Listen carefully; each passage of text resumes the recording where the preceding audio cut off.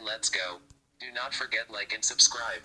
It's began new friendship thanks a bunch. Has the US forgotten about World War I? There are no World War I veterans left alive in the US, but a century after the conflict that reshaped the world, ground has broken on a new monument in Washington, D.C., to the 4.5 million Americans who served. The U.S. entered the war in 1917, almost 3 years after European powers had been bludgeoning themselves to near destruction. Some 53,000 U.S. soldiers were killed in combat, according to the Defense Department, while 64,000 died off the battlefield, including deaths from the influenza epidemic. Another 200,000 were wounded. At the time, few Americans wanted to join a conflict largely thought to be pointless and irrelevant. Despite its profound impact on what became the American century, World War I remains a marginal war for many in the U.S. The Great War was overtaken in the national consciousness by the Great Depression and World War II, says Edwin Fountain, vice chairman of the World War I Centennial Commission. The commission has been authorized by Congress to build the new memorial in Washington, D.C., as well as increase awareness of the war. The centennial is the last best opportunity to teach Americans that World War I was in fact the most consequential event of the 20th century, he says. It had effects that we live and struggle with today, overseas and at home.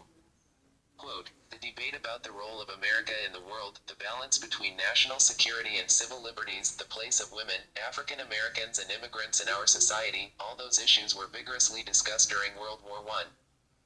You cannot contribute to those discussions today without understanding our historical roots.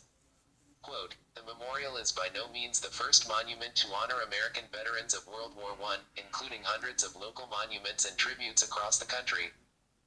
A domed temple on the National Mall commemorates the 26,000 veterans from Washington, D.C., who served in the Great War, including 499 who lost their lives. Congress considered redesignating it as a national memorial, but D.C. residents resisted the plan. The new memorial fills a void, says Fountain. We were, by omission, sending a message that their service and sacrifice was not as worthy of national commemoration. Quote, there is also a 217 ft high National Memorial Tower and Museum in Kansas City, Missouri, which offers a global history of the war and a large collection of artifacts. Dr. Matthew Naylor, the president and chief executive of the Missouri Museum, says he welcomes a new national memorial in Washington. Washington is the place where national memorials are, and it's right that there ought to be the opportunity to pay respects and remember those who served in World War I, he says. He says the construction is further evidence of a renewed interest in the founding catastrophe of the 20th century. The number of visitors this year to the National World War I Museum and Memorial in Kansas City has more than doubled since the start of centenary commemorations in 2014. America's enthusiasm for war memorials in Washington gathered pace in the 1980s with the construction of the Vietnam Veterans Memorial on the National Mall. That was followed by the Korean War Veterans Memorial in the 1990s. A plaza with 56 pillars and a pair of triumphal arches to commemorate those who served in World War II opened in 2004. An architect, Joseph Weichart, 27, beat 350 other contestants in an international competition to design the World War I memorial. His vision, Weight of Sacrifice, aims to transform Pershing Park, a small concrete area built in 1981 just a block from the White House on Pennsylvania Avenue. The park already contains a memorial to Gen John Black Jack Pershing. Pershing commanded the American Expeditionary Force in one of the bloodiest campaigns in U.S. history, the Meuse-Argonne Offensive, which killed more than 26,000 American soldiers but effectively ended the war. The statue, as well as a disused pool and fountain, are part of Weichart's plans. It brings purpose back to the park without having to redo everything. We can give it new meaning and new life, Monahan says. But there have been some objections.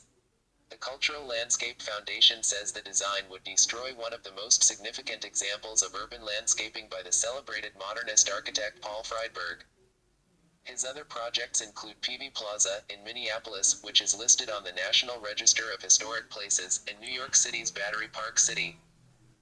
Nevertheless, the monument should be completed in time for the 100th anniversary of Armistice Day on the 11th of November 2018. It's expected to cost between $30 minus 35 meters raised from private donors. A generation that no longer has a voice will be properly remembered, says Monahan. I do not in any way regard this as too late, he says. The fact they are no longer here to speak for themselves makes it imperative that we, who are, make it right.